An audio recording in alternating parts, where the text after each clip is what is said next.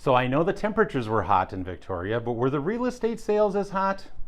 So when we first look at numbers, we're going to talk about the speed of sale, okay?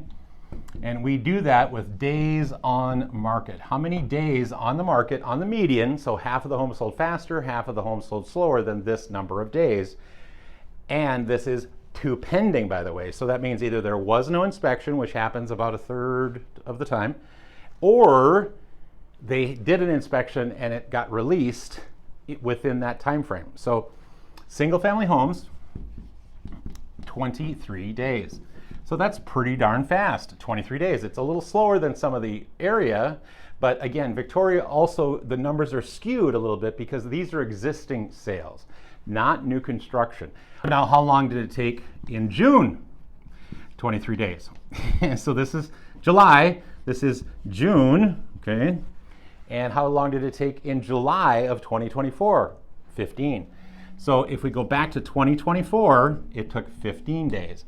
So this is a little bit of a delta, but it's not that big of a deal. And again, Victoria is constantly going to be comparing itself or home sales or buyers to, hey, maybe I should buy a new construction house. And then of course, sometimes they see the prices and then they say, you know, maybe existing isn't so bad. I think you understand what I'm saying. So let's erase and get going because we got Bloomington left to do and then we're done and then I can go cook some pork tenderloin.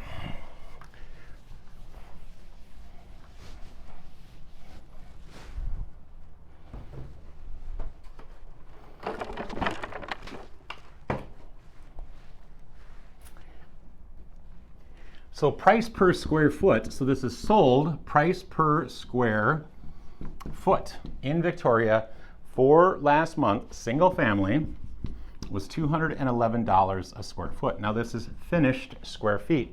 Most of it by nature is above ground, but it's also below ground. So if it's a split level, you know, you can understand that because it's usually roughly half and half. But this is also, you know, low below ground. So this is below ground and this is finished square feet above. So this is finished square feet above ground and below ground, but it's usually mostly above ground by the nature of the beast. So when it came to June, how did June do? Well, it was, I don't know if I should go up or down, but I'll just do up. It's not perfect, but June price per square foot was $216 a square foot. So now we go back to July of 2024. What was it then? Well, it was $211 a square foot. So a little bit less. So over the long haul, it did go up a little bit. So not bad. Now let's take a look at townhomes and condos. A very different type of marketplace. And $210 is what townhomes and condos sold for in Victoria in July. And then in June, it was $210. $210 for June. That's June of 2025. A year ago, townhomes and condos, so July of 2024, they were selling. I want to get that right because, yes, that is okay. Because when I write that and that so close together, it's like, hey, did I get my numbers right? Because I want to get my numbers right. And sometimes I double check. So townhomes and condos, $210 a square foot, for the last, let's say, 60 days.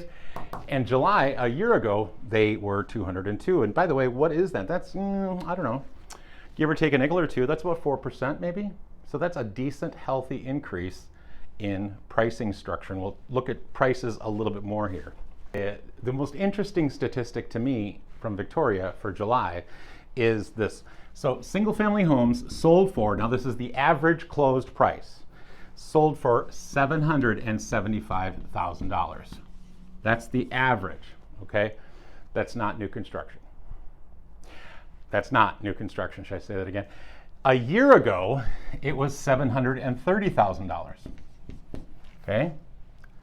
That should be a K, but you get my point. $730,000. That is a healthy increase, okay? That's about 6%, give or take a nickel or two. 6.2? Yeah, 6.2%, okay? So they went up 6.2%. Again, month after month. This is a rolling average, so this is probably more accurate than my normal numbers that I use, because I wanted to get a good comparison, because this was such a wow kind of a number. So this is sale price, closed price, average in Victoria. Does that mean every home went up 6.2%? No. Does that mean a number of them did? Yeah, it does. But does that mean yours went up? Maybe not. I don't know. So when we get to townhomes and condos, they're a little bit different price structure, okay? The average sold for $473,000. By the way, this is the highest townhome condo price, sale price, in the entire Western Metro. Congratulations, Victoria. Highest average townhome condo sale price. So very impressive. The other part of that is that we look back a year ago and it was $429. Okay, so what's happening here? Now in Victoria, sales have slowed to some extent, but still sales are strong. Victoria is a great place to live. By the way, I really appreciate you watching, and I also would love for you to reach out if you would like any assistance.